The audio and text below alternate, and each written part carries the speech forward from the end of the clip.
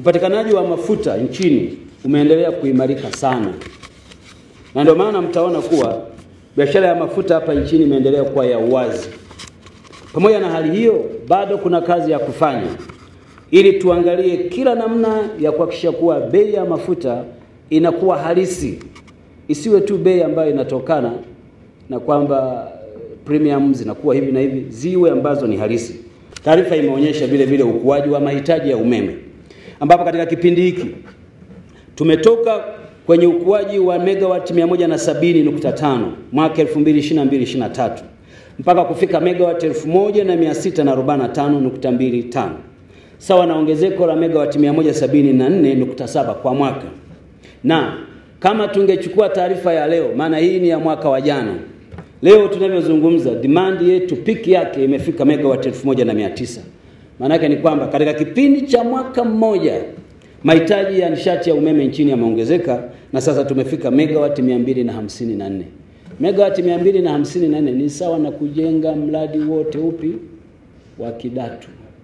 Ujenge mara moja. Maana yake ukuaji wa uchumi wa nchi yetu kiashiria kimoja wapo ni hiki.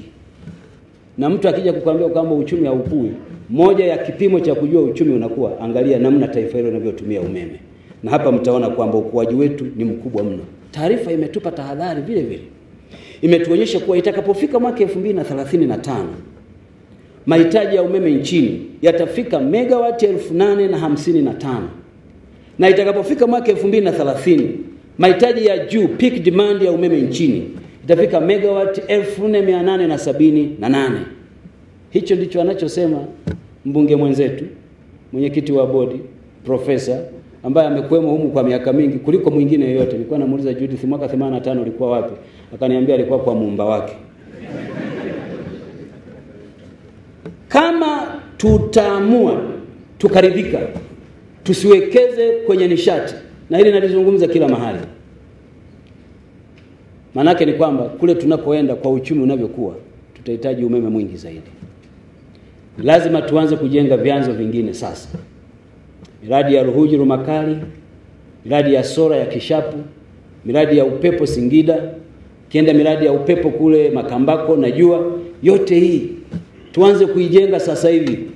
Na tutumie mradi wetu wa compact tulionao, ambako kama tutapata hizi fedha tuweke ujasiri mkubwa wa kuanza kuwekeza kabla hatujarudi hapa tena kujadili masuala ya mgao.